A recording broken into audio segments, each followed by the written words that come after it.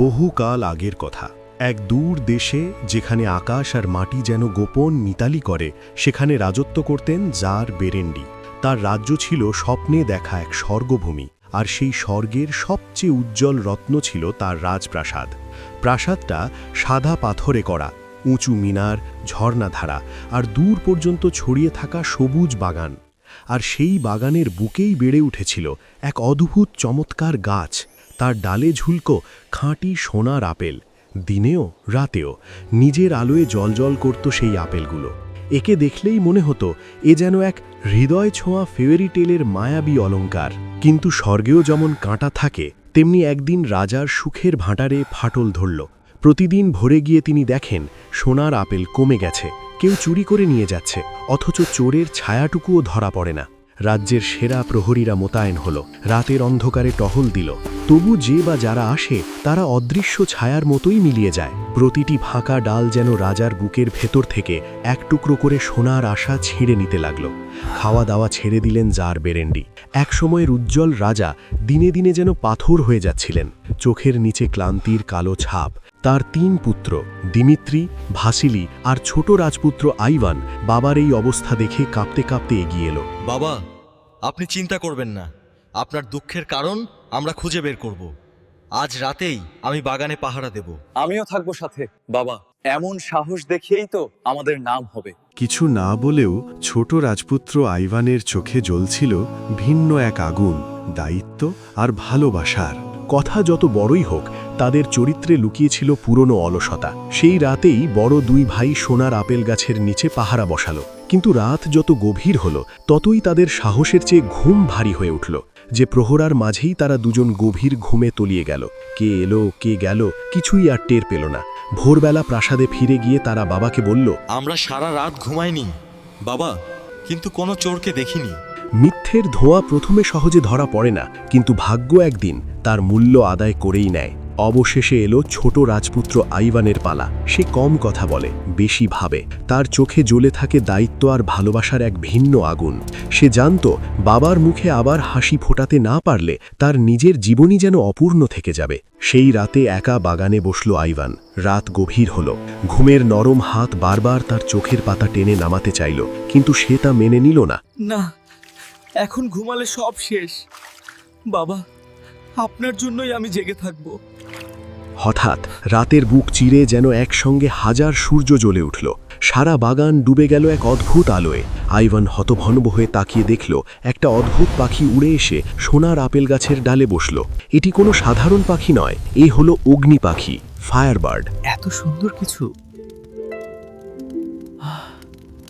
সত্যি কি ধরতে পারবো? আইভান নিঃশ্বাস চেপে রেখে পা টিপে টিপে গাছটির দিকে এগোলো। হৃদয় জোর করে ঝুঁকে গিয়ে খপ করে পাখির ল্যাজটা ধরে ফেলল। কিন্তু অগ্নি পাখি ছিল অদম্য। এক ঝটকায় সে ডানা মেলে আকাশে উঠে গেল, আর তার হাতে রয়ে গেল কেবল একটি ঝলমলে সোনালি পালক, যে পালকই আবার এক অবিশ্বাস্য টুইস্ট এনে দেবে সবার জীবনে। সকালে সেই পালক নিয়ে সে হাজির হলো রাজার সামনে। এটা অগ্নি পাখির পালক। এমন জিনিস তো দেবতাদেরই সম্পদ। আমার এই পাখিটা চাই, জীবন্ত অগ্নি পাখি। যে সন্তান আমাকে সেটা এনে দিতে পারবে, তাকে দেব আমার অর্ধেক রাজত্ব। রাজ্যের বাতাসে হঠাৎই ছড়িয়ে পড়ল এক নতুন উত্তেজনা আর প্রতিশ্রুতির গন্ধ। 3 ভাই 3 ঘোড়ায় চেপে 3 দিকে রওনা দিল। বড় 2 ভাইয়ের মনে ছিল গৌরব আর স্বার্থের হিসেব, আর আইভানের মনে ছিল শুধু একটাই কথা, বাবার বুকের কাঁটা তুলে এনে আবার তাকে হাসতে দেখা। দিন যায় রাত যায়, বন পাহাড় নদী পেরিয়ে এগোতে থাকে আইভান আর তার ঘোড়া। একসময় সে এসে পৌঁছল এক জনহীন প্রান্তরে। 3 দিকে 3টি পথ, আর মাঝখানে দাঁড়িয়ে আছে এক কালো পাথরের ফলক।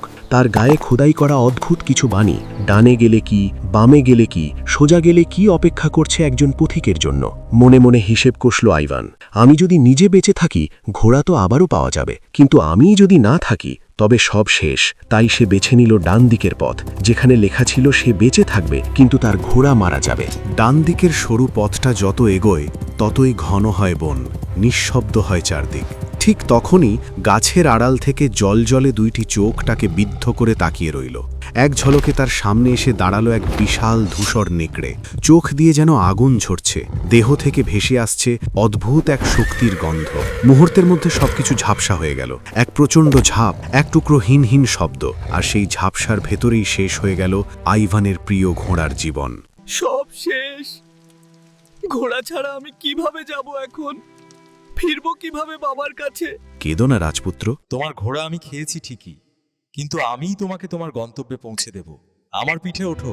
ভয়, কৃতজ্ঞতা আর অজানা ভরসা তিনের মিশেলে আইভান সেই ধূসর নেকড়ের পিঠে চড়ে বসল। বাতাসের চেয়েও দ্রুত গতিতে ছুটতে লাগলো তারা। বন, পাহাড়, নদী সব যেন আঁকাবাঁকা রেখা হয়ে পিছনে চলে গেল। এই এক যাত্রায় এত দূর সে এগিয়ে গেল যা হয়তো পায়ে হেঁটে কখনোই সম্ভব হতো না। অবশেষে দূরে দেখা দিল লাল পাথরের এক ভয়ঙ্কর দুর্গ, জার আফরনের রাজ্য। লোভ আর ক্ষমতার এক কঠিন মুখচ্ছবি। শোনো আইভান, ভেতরে সবাই এখন ঘুমিয়ে। তুমি যেই ঘরে যাবে সেখানে থাকবে অগ্নি পাখি, একটি সোনার খাঁচার ভেতর। তুমি শুধু পাখিটাকে বের করে আনবে। মনে রেখো, কখনোই খাঁচাটাকে স্পর্শ করবে না। সামান্য শব্দ হলেই তোমার সর্বনাশ। শ্বাস আটকে রেখে দেয়ালের গা ঘেঁষে ছায়ার ভেতর দিয়েই দুর্গের ভিতরই ঢুকল আইভান।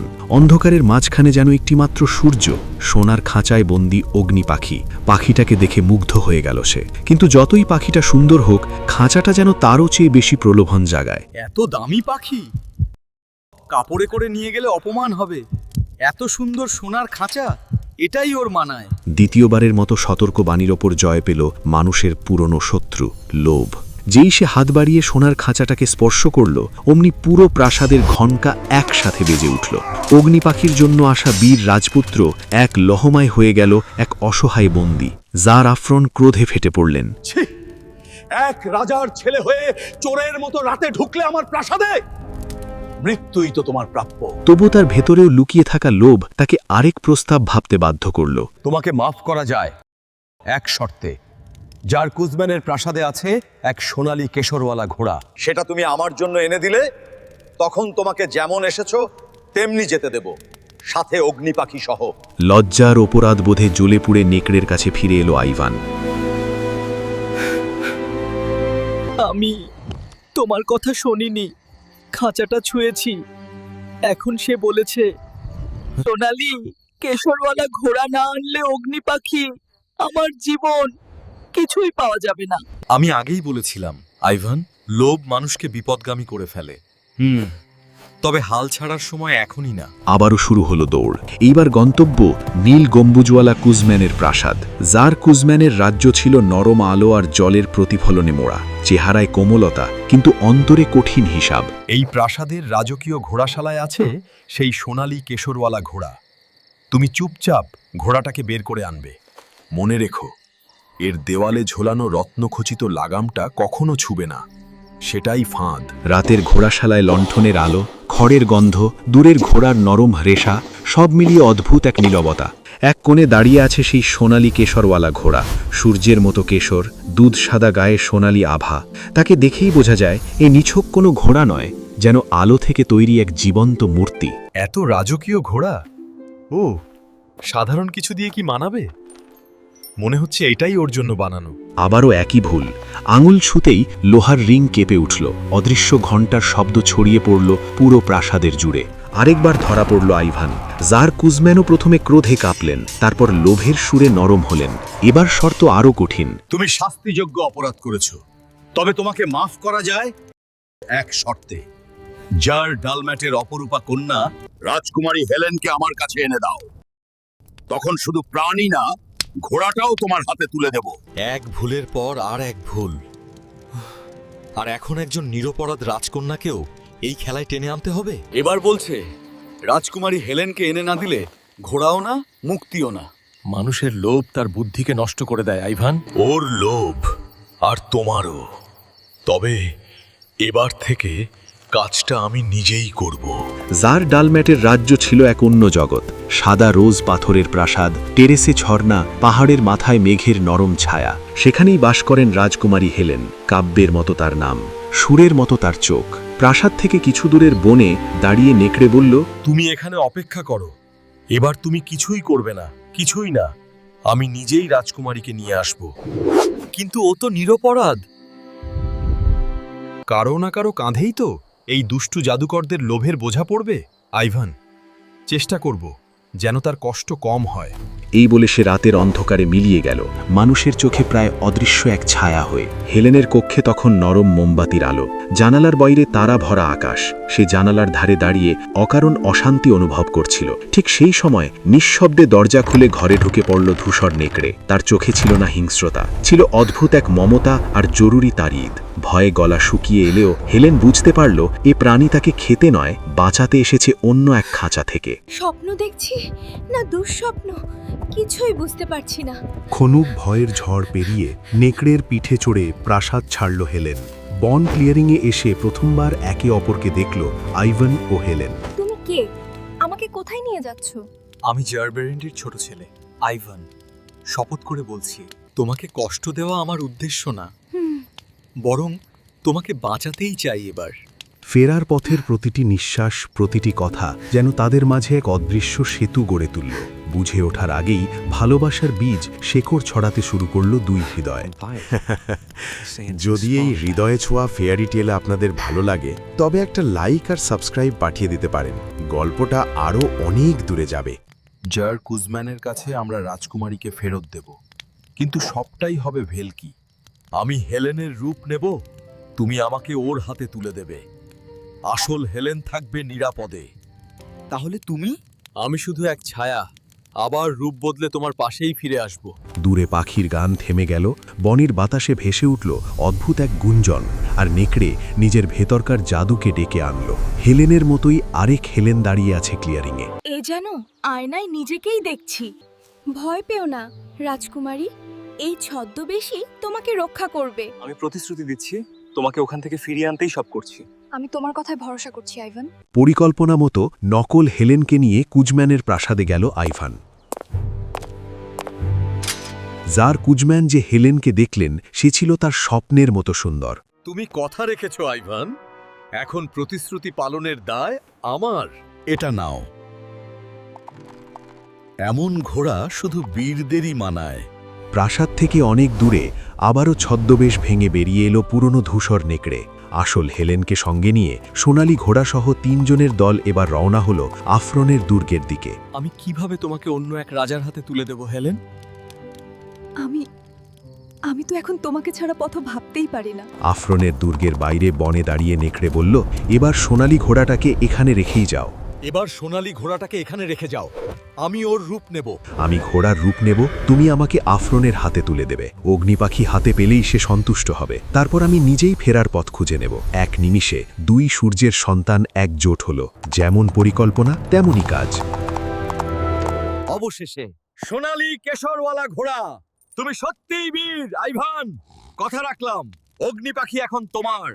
নকল সোনালী ঘোড়া আফরনের হাতে গিয়ে আসল অগ্নিপাখি ফিরে এলো আইভানের হাতে। কেউ বুঝে ওঠার আগেই সোনালী ঘোড়া তার আসল শক্তি দেখালো। বাঁধন ছিঁড়ে ঝড়ের বেগে উধাও হয়ে গেল দুর্গের গেট পেরিয়ে। ভেলকি যেমন নীরবে শুরু হয়, তেমনি নীরবেই শেষ হলো।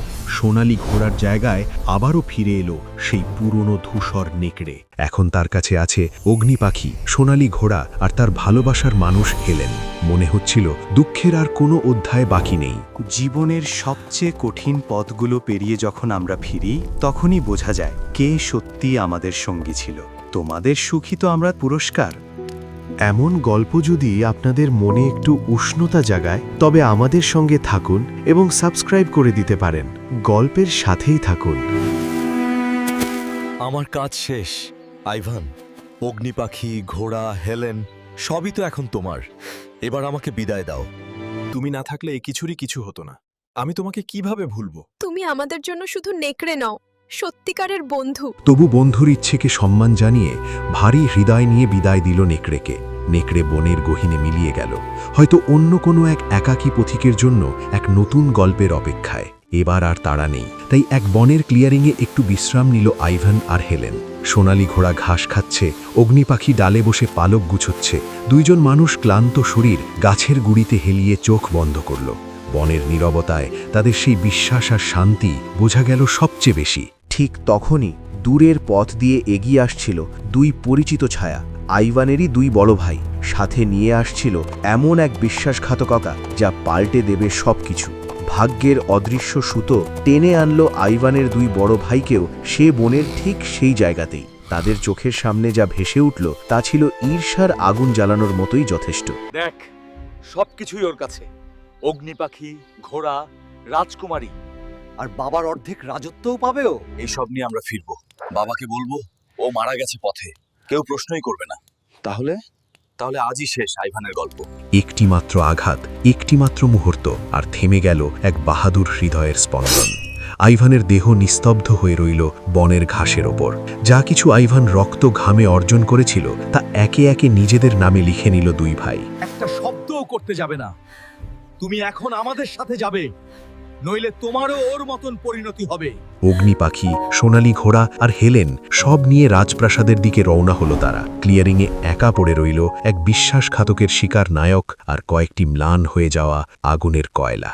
বনের গাছ যেন মাথা নত করল, বাতাসও থমকে দাঁড়ালো। ঠিক তখনই দূরে অন্য পথ ধরে হাঁটতে হাঁটতে অদ্ভুত এক কষ্টের গন্ধ টের পেল ধূসর নেকড়ে। এই কষ্টের গন্ধ আমি চিনি, আইভান। সে থেমে গিয়ে শূন্য বনের দিকে তাকালো। মনে মনে উচ্চারিত হলো এক নাম, আইভান। তারপর সবকিছু ভুলে ছুটে গেল সেই ক্লিয়ারিংয়ের দিকে। যে ছেলেটাকে সে নিজের সন্তানের মতো ভালোবেসেছিল তাকে এভাবে পড়ে থাকতে দেখে পাথর হয়ে গেল নেকড়ে। কিছুক্ষণের সেই স্তব্ধতার পর সে আকাশের দিকে ডাকল এক পুরনো বন্ধুকে, এক কালো কাককে। হে আকাশের কালো দূত, আমার কথা শোনো, তোমার সাহায্য চাই আজ। দূরের এক গোপন বনে আছে দুই রকম জল, একটিকে বলে মৃত্যু জল, আরেকটি জীবন্য জল। তুমি উড়ে গিয়ে আমার জন্য ওগুলো নিয়ে আসো। পাহাড় উপত্যকা পেরিয়ে সে পৌঁছল এক অদ্ভুত গহ্বরে, যেখানে পুরনো বৃক্ষ বেষ্টিত ছোট্ট একটা ঝর্ণাধারায় দুই রকম আভা নিয়ে ঝিকমিক করছে জল। একটি বেগুনি আলো আর একটি নীল, একই উৎস থেকে জন্ম নেওয়া দুই ধারা। ভুলের কোনো সুযোগ নেই। কাক সাবধানে দুটি কাঁচের শিশিকে আলাদা আলাদা ধারা থেকে ভরল। ভায়ালের ভেতর আলো যেন নিজেই দুলে উঠছিল। ভালো করেছো বন্ধু। ও এখন দেখা যাক ভাগ্য আমাদের পক্ষে আছে কিনা। ধূসর নেকড়ে প্রথমে বেগুনি আভাযুক্ত মৃত্যু জল আইভানের দেহের ওপর আলতো করে ছিটিয়ে দিল। না, তা কোনো ধ্বংসের জল নয়। এ জল ভাঙা অংশগুলোকে আবার জোড়ে দেয়। তারপর এলো নীল আলোকময় জীবন জল। নেকড়ের থাবায় ধরা ছোট শিশি থেকে ফোঁটা ফোঁটা জল ঝরল আইভানের বুকে, কপালে। তারপর গভীর নিঃশ্বাস নিয়ে হঠাৎ উঠে বসল আইভান। আমি কতক্ষণ ঘুমালাম? যে ঘুম থেকে কেউ ফেরে না, সেই ঘুম থেকে তোমাকে ফিরিয়ে এনেছি। তোমার ওই দুই ভাই তোমাকে হত্যা করে সব নিয়ে গেছে। অগ্নি পাখি, সোনালী ঘোড়া, হেলেন, সব এখন তাদের কৃতিত্ব বাবার সামনে। এইবার আমি আর তাদের জন্য কিছু হারাবো না। সত্যটা আমি নিজে গিয়ে বাবার সামনে বলবো, আর তখনই আসল বিচার হবে। এইবার তার দৌড় কোনো সম্পদের জন্য নয়, এই দৌড় সত্য আর ন্যায়ের পক্ষে। এদিকে রাজপ্রাসাদে শুরু হয়ে গেছে উৎসবের সাজ। ফুলের মালা, রঙিন ব্যানার আর ঢাকের তালে তালে বাজছে বিয়ের সুর। আজই নাকি বড় রাজপুত্রের সঙ্গে হেলেনের বিয়ে। মানুষ হাসছে, নাচছে, কিন্তু হেলেনের মুখে সেই হাসি নেই। তার চোখের গভীরে আছে হারিয়ে যাওয়া এক প্রিয় মুখের অভাব। যার সঙ্গে প্রতিশ্রুতি ছিল সে তো আর নেই। তবে কেন এই বাঁচা? যার বেরিন্দি সিংহাসনে বসে ভান করে আনন্দ দেখালেও চোখের কোণায় লুকিয়ে আছে ছোট ছেলেটার মৃত্যুর শোক। ঠিক তখনই প্রাসাদের গেটের দিকে ধুলো উড়িয়ে এসে থামে এক পরিচিত নেকড়ে, পিঠে বেঁচে ফিরে আসা রাজপুত্র আইভান। এ তো ছোট রাজপুত্র আইভান, কিন্তু আপনি তো মারা গিয়েছিলেন। এই খবর আগুনের মতো ছড়িয়ে পড়ে উঠোন থেকে বিয়ের মঞ্চ পর্যন্ত।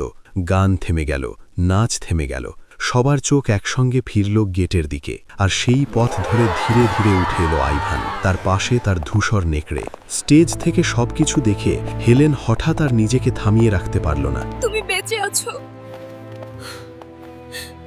আমি জানতাম আমাদের গল্প এভাবে শেষ হতে পারে না। বাবা, আমি আপনাকে শপথ করে বলছি, অগ্নি পাখি, সোনালী ঘোড়া, হেলেন, সবই আমি এনেছিলাম। পথে এই দুই ভাই আমার ঘুমের সুযোগ নিয়ে আমাকে হত্যা করে সব নিয়ে গেছে। আমি নিজ চোখে দেখেছি মহারাজ। আমার হৃদয়ের সত্যি আর চোখের দেখা দুটোই প্রমাণ দেয় আইভানই প্রকৃত বীর। তোমরা আমার রক্ত, আমার সন্তান হয়ে এমন বিশ্বাসঘাতকতা করলে? তোমাদের জন্য আমি শুধু লজ্জা ছাড়া আর কিছুই অনুভব করতে পারি না। এই মুহূর্ত থেকে তোমাদের অধিকার মর্যাদা সব কেড়ে নিচ্ছি। সঙ্গে সঙ্গে প্রহরীদের নির্দেশ দিলেন তাদের অধিকার মর্যাদা সব কেড়ে নিয়ে রাজ্য থেকে দূরে নির্বাসনে পাঠিয়ে দিতে। ওদের মুখ আর কখনো এই প্রাসাদে দেখতে চাই না। এরপর সিংহাসন থেকে নেমে এসে তিনি আইভানকে বুকে টেনে নিলেন। আমার সত্যিকারের উত্তরাধিকারী তুমি আইভান। আজ থেকে শুধু অগ্নি পাখিই না, আমার হৃদয়ের সিংহাসনও তোমার। আইভান আর হেলেন, আজ থেকে তোমরা শুধু একে অপরেরই নও, এই রাজ্যেরও সঙ্গী। যে অগ্নিপাখি একসময় সোনার খাঁচায় বন্দী ছিল, সে এখন মুক্ত আকাশে ডানা মেলে উড়ে বেড়ায় প্রাসাদের উপর দিয়ে। সোনালি ঘোড়াও ফিরে পেয়েছে সবুজ ঘাস আর দৌড়ের স্বাধীনতা। আর রাজ্যের লোকেরা দেখে শক্তি নয়, সত্যাই সবচেয়ে বড় রাজমুকুট। রাতের আকাশের নিচে দূরের এক পাহাড়ের চূড়ায় দাঁড়িয়ে প্রাসাদের উৎসবের আলো দেখে নীরবে হাসে ধূসর নেকড়ে। মানুষের ভিড়ের আনন্দের ভেতরেও তার জায়গা সেই দূরের একাকিত্বে। আইভানও বারান্দা থেকে দূরে তাকিয়ে মনে মনে তাকে ধন্যবাদ জানায়। কোনো শব্দের দরকার পড়ে না, দুজনের চোখে চোখ মিলিয়েই শেষ বিদায় আদান প্রদান করে। অনেক বছর পরেও সোনার আপেল গাছের নিচে আগুনের পাশে বসে মানুষ এই গল্পই বলে অগ্নিপাখি, সোনালি ঘোড়া আর সেই ধূসর নেকড়ের, যে এক রাজপুত্রকে ফিরিয়ে এনেছিল মৃত্যুর দোরগোড়া থেকে।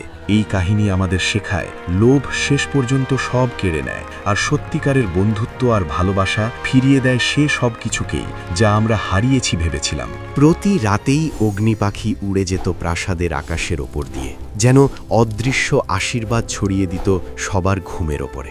এই কাহিনী আমাদের শেখায় লোভ শেষ পর্যন্ত সব কেড়ে নেয়, আর সত্যিকার বন্ধুত্ব ও ভালোবাসা ফিরিয়ে দেয় সে সব কিছুকেই যা আমরা হারিয়েছি ভাবি। যদি এমন গল্প আপনার মনে আলো জ্বালায়, তবে মনে মনে আমাদের এই পথ চলায় সঙ্গী হয়ে থাকুন।